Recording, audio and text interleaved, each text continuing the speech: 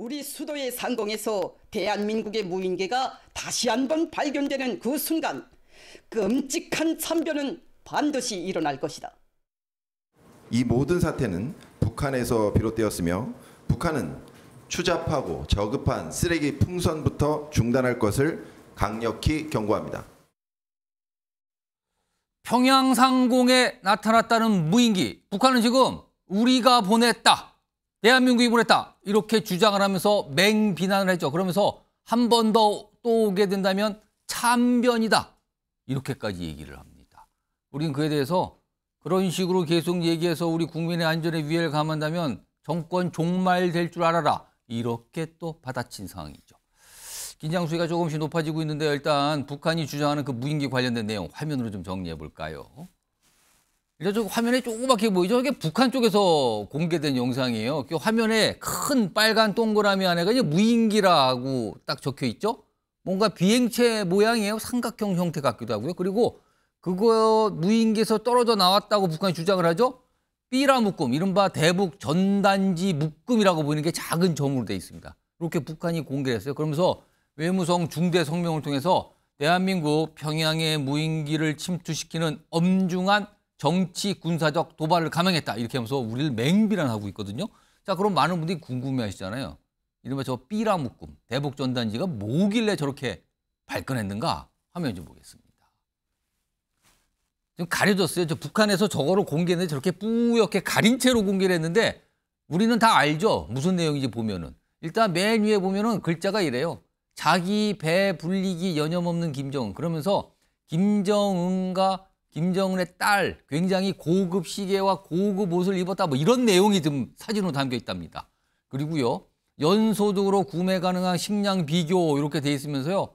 북한하고 우리의 경제력 차를 한눈에 볼 수 있는 내용이 담겨 있습니다. 그리고 지옥으로 떨어지고 있는 북조선의 경제 상황 이런 글자들이 적혀 있는 대북 전단이라고 합니다.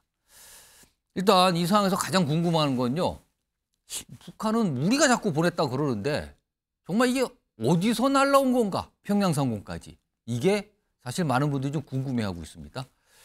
뭐 간단히 말씀드리면 우리 군 당국의 공식 입장은 확인해 줄 수 없다거든요. 들어보겠습니다. 무인기를 이용해서 전단을 평양 일대에다가 살포했다.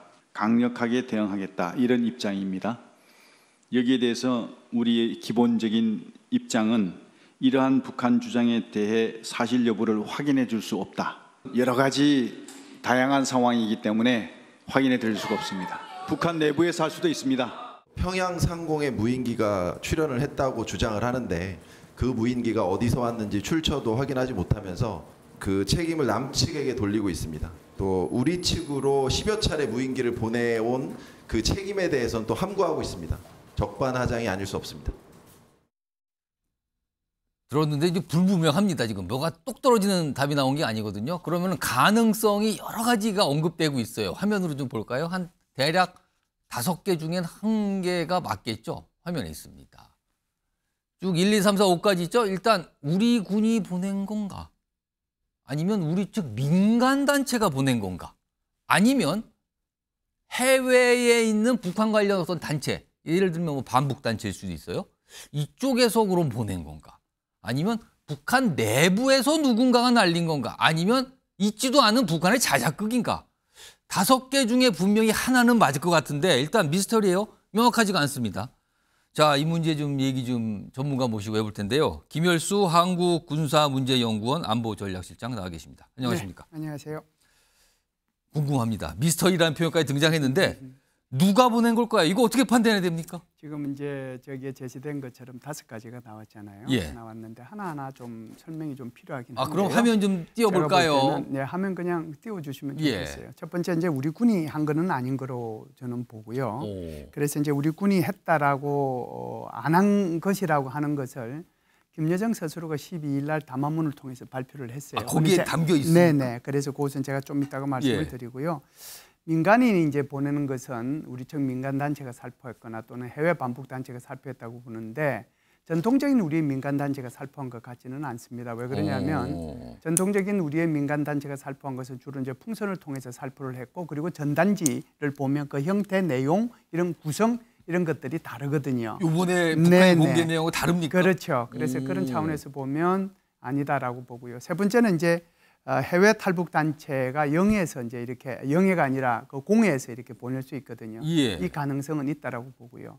네 번째는 이제 북한의 내부. 반 김정은 세력이 보냈다. 이것은 제가 판단할 때 북한에서 반 김정은 세력이 이렇게 조직적으로 그것도 무인기를 사용해서 보낼 수 있는 그런 상황은 저는 아니라고 봐요. 예. 그래서 그런 차원에서 보면은 크게 아마 해외 탈북 단체 그리고 북한 내부의 자작극 예. 그리고 요 두 개가 해외 탈북 단체하고 자작극. 북한 내부의 자작극 이것이 이제 가장 가능성이 있지 두 않느냐 가지가 이렇게 가장 가능성이 보는데요. 높아 보인다. 네. 그런데 왜 군에서 이제 보낸 게 아니라고 하는 것을 김여정 담화를 통해서 제가 말씀을 드리려고 하는데 예. 12일 날 김여정이 담화가 이렇게 나옵니다. 민간 단체에서 날려보내는 무인기가 국경을 넘나들도록 한국 군부가 식별조차 못했던 이게 문제다. 그 이제 이 말의 의미는 민간 단체가 보냈구나라고 자기 스스로 인식을 한 거죠. 그렇게 판단했다는 거예요. 그렇죠. 또 하나 또 나옵니다. 북한의 민간 단체가 없지만 예. 김여정의 표현은 그래요. 북한의 민간 단체들이 무인기로 대한민국의 대통령실 상공에 삐라를 뿌려도 문제될 것이 없겠네 이렇게 얘기를 했어요. 그 말의 의미는 결국은 이 두 문장을 통해서 표현해내고 싶었던 것은 자기 스스로 인식할 때는 이건 군에서 보낸 것이 아니고 대한민국의 민간 단체에서 보냈을 수도 있겠구나라고 하는 것이 거기에 전제되어 있는 거예요. 그런 차원에서 보면 제가 볼 때는 군에서 보낸 건 아니고 민간단체에서 보냈는데 그것도 전통적인 민간단체라기보다는 새로운 민간단체, 드론을 잘 활용할 수 있는 민간단체나 또는 해외 반북단체, 해외 반북단체가 뭐 공해에서 보낼 수도 있고 중국에서도 보낼 수 있고 그리고 이제 마지막으로는 이게 내부의 자작극일 수도 볼 수 있는데 좀 전에 우리가 저 그림을 통해서 봤을 때 그게 무인기가 뭐처럼 생겼어요? 가오리처럼 생겼죠. 삼각형 형태예요. 그렇죠. 예. 가오리처럼 생겼는데 그것이 2014년도 3월 달, 4월 달에 북한이 무인기 보냈을 때 그 형태가 바로 스카이 공구라고 하는 무인기 형태하고 비슷하거든요. 이것을 이제 좀 더 정확하게 이제 저거를 확대해서 볼 수 있으면 이제 여기에 대한 모델이 뭔지를 정확하게 알 수 있어서 이것이 어느 나라에서 생산한 것인지 누가 주로 이용하는 건지 다 알 수 있어요. 그런데 저 정도는 제가 볼 때는 2014년도에 북한에서 우리를 삼척하고 백령도에서 발견된 그 무인기하고 굉장히 유사하다는 점에서 자작극일 가능성이 있다라고 말씀을 드리고요. 하나만 더 말씀드리면 군에서 보낸 것이 아니라고 하는 것을 아실 수 있는 것이 이번에 국군에 날 때 우리 무인기 다 공개했잖아요. 공개했습니다. 종류별로. 예. 그리고 여기 시가행진할 때 광화문에서도 다 공개했잖아요. 그렇습니다. 봤습니다. 그거하고 저거하고는 전혀 관련이 없어요. 모양이 좀 그래서 다르다. 그렇다라고 하면 결국은 새로운 민간단체 또는 해외 반북단체 또는 북한의 자작극 이 세 개 중에 한 개일 가능성으로 그 가능성이 좁혀지죠. 자, 그런데 우리 군 당국도 뭔가를 알고 있을 것 같아요. 그게 당연하겠죠. 근데 지금 이른바 전략적 모호성 확인해 줄 수 없다라는 입장을 유지하고 있는데 그 의도는 뭘까요? 혹시 뭐 북한에 약간 혼선을 주려는 걸까요? 아니면 다른 의도가 있다고 봐야 될까요? 네, 아무래도 이제 혼선을 주기 위해서 혼란을 주기 위해서 이제 이렇게 하긴 했는데요. 왜 그러냐면은 북한이 요구할 때마다 여기에서 답변할 필요가 없다라는 것을 먼저 말씀을 제가 드리고 싶어요. 예. 좀 전에도 2014년도 3월 달에 북한이 이제 백령도하고 파주에 보낸 무인기가 있었고 그리고 4월 달에는 삼척에 보낸 무인기가 있었잖아요. 이거 다 이제 우리가 회수를 했는데 회사에서 다 점검을 해보니까 발진 기지하와 복귀하는 좌표가 전부 다 북한으로 돼 있었다라고 하는 것을 다 발표를 했잖아요. 지금 화면에 나오는 거예요. 저런 모습들이었어요. 그렇죠. 그리고 이제 저게 가오리처럼 생겼잖아요. 그러네요. 네. 2017년도 6월 달에는 인제에서 무인기가 발견이 됐거든요. 그 발견됐을 때는 사드 기지를 촬영한 거예요. 그게 사진이 551장 나왔어요.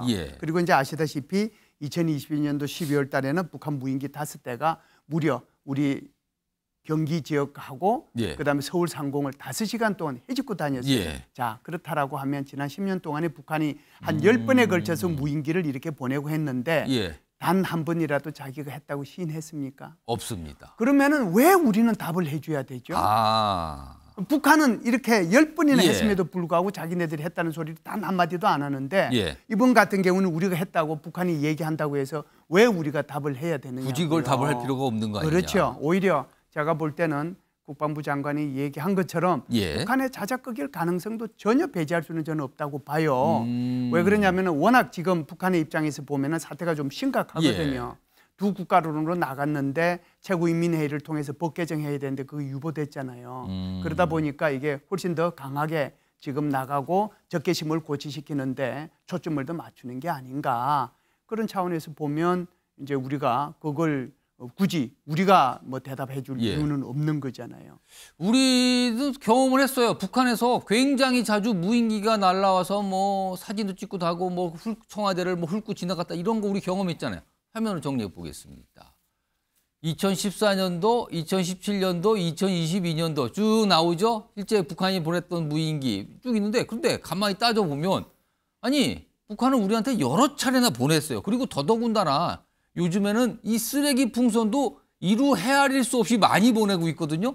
그런 상황에서 뭐 무인기가 다시 평양에서 발견되면 끔찍한 참변 이렇게 얘기하는데 이거 일각에서는 아니 뭐 정확하지는 않지만 우리가 만약에 맞대응했다 쳐도 북한 적반하장 아니냐 이런 시각 분명히 있거든요 지금요. 그럼요. 당연히 지금 적반하장이죠. 지난 10년 동안에 10번이나 그 보내면서 단 한 번도 자기네들은 거기에 대해서 사과하거나 북한이 그렇게 보냈다고 인정하지 않으면서 지금 우리 보고 거기에 대해서 말을 해라고 얘기하는 것은 그 말도 안 되는 거죠. 게다가 이것은 그 주체가 뭔지 모르는 거잖아요. 더 예. 심각한 건 이런 거예요. 우리는 북한의 무인기가 추락한 것을 다 회수했잖아요. 예. 회수해가지고 거기 있는 그 카메라든지 이런 것들을 다 뽑아내가지고 좌표가 어떻게 설정되어 있는지까지도 확인하고 사진을 어디를 찍었는지도 다 확인을 해서 이것이 북한이라는 것을 증명을 해놨잖아요. 그렇습니다. 그런데 북한은 지금 5일날, 9일날, 10일날 3번이나 평양 상공이 뚫렸어요. 예. 그리고 거기에 하나도 격추도 못 시켰어요. 그런 것 같아요. 그러면은 한번 보세요.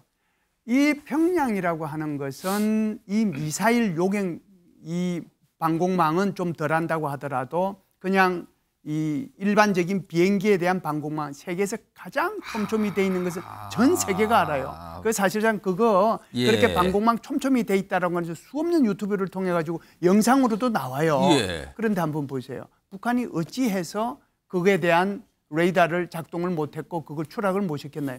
한국 같은 예. 경우에는 2022년도에 북한이 드론이 들어왔을 때 예.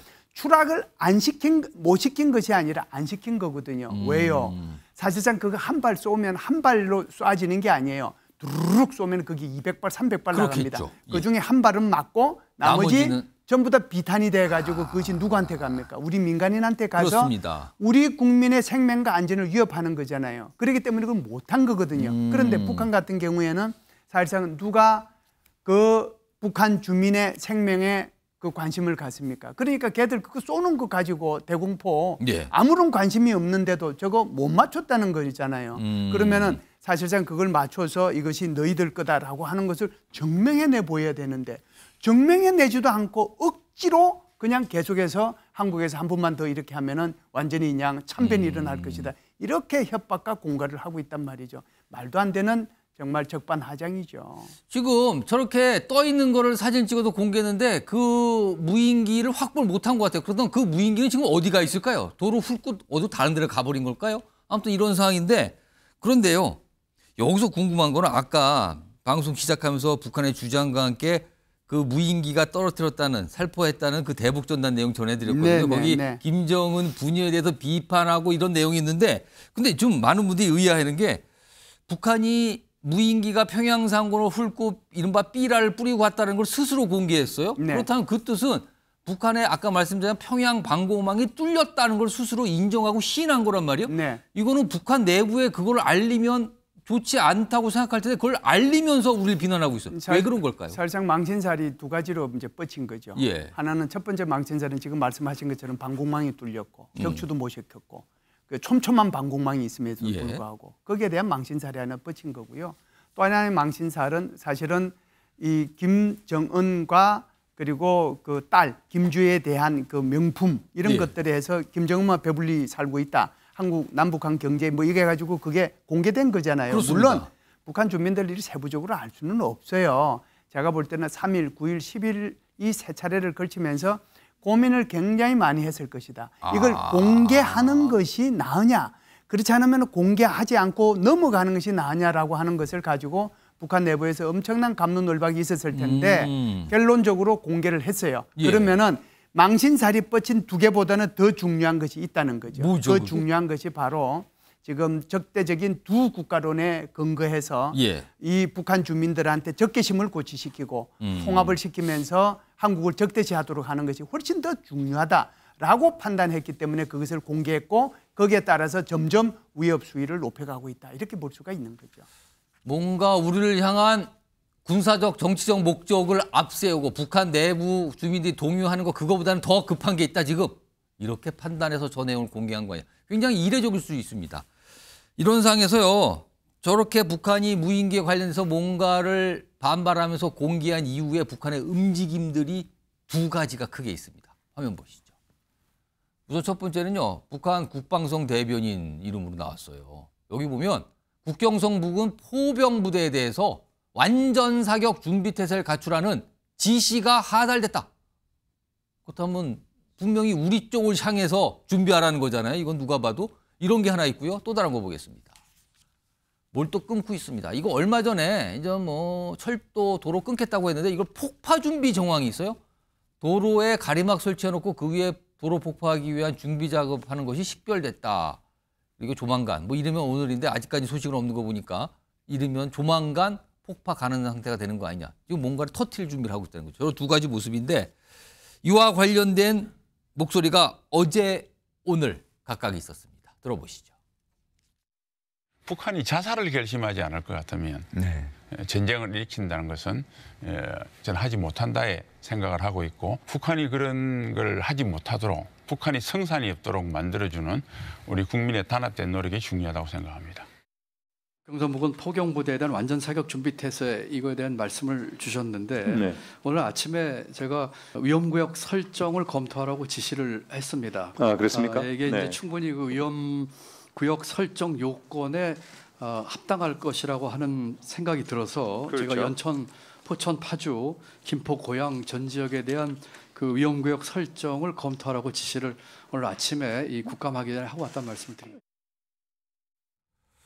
자, 김열수 실장님. 북한이 그럼 이런 상황이 지금 쭉 흘러왔어요. 며칠 사이에. 이런 상황에서 우리를 향해서 뭔가 국지적인 도발을 벌일 가능성 어떻게 봐야 됩니까? 네, 뭐 전혀 없다고 볼 수는 없고요. 아마 어젯밤에 이 속보를 접한 많은 우리 국민들께서 좀 불안을 많이 느끼셨을 겁니다. 그런 말씀하신 분이 있어요, 네, 지금요. 그런데 이것을 이제 우리가 2015년 상황하고 한번 비교해서 말씀을 드리면 조금 마음을 편안하게 가지실 수 있을 거다 이런 생각을 해요.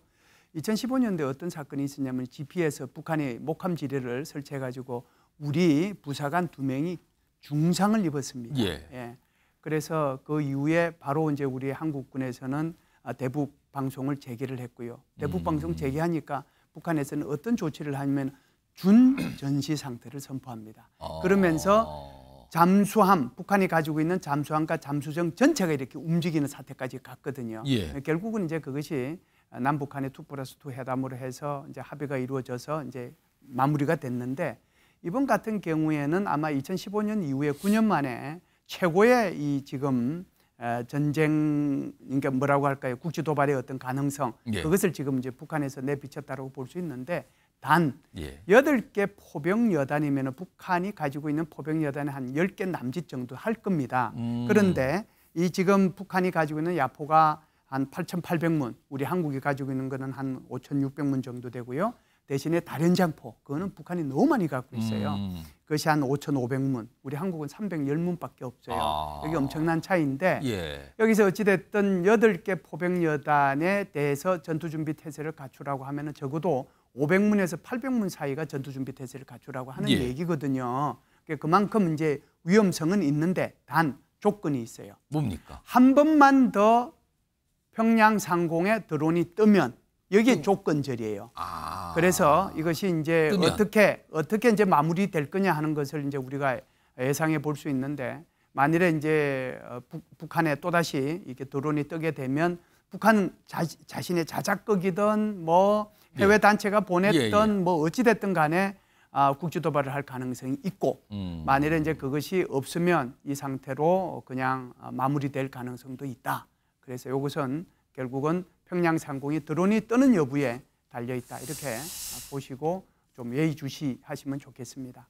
그걸 지금 누가 보냈는지가 명확하지 않아서 지금 그런데 마지막 질문 좀 드릴게요. 네네. 많은 분들이 지금 이러니까 이거 좀 전쟁 이런 걸 언급하신 네. 분들이 꽤 있었어요. 네네. 어제 네. 오늘 사이에. 예. 북한의 재래식 전쟁 수행 능력은 어떻게 평가됩니까?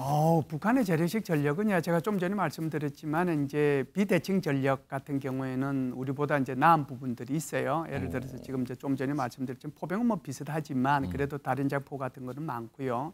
잠수함과 잠수정 같은 것은 우리보다 이제 월등하고 그리고 이제 미사일 같은 경우에도 지대진 미사일은 이제 우리보다 낫죠. 그런데 북한이 가지고 있는 항공기, 대한민국이 가지고 있는 공군, 제가 보면요, 이것을 이제 워게임을 많이 해보잖아요. 예. 우리가 워게임을 많이 해보면 사실상 대한민국의 공군하고 북한의 공군기는 워게임 시작하자마자 이틀도 안 돼서 없어져 버립니다. 북한 쪽이요? 그렇죠. 그리고 이제 대한민국의 해군하고 북한의 해군하고 올려놓으면은 그것도 한 이틀만 되면 다 없어져요.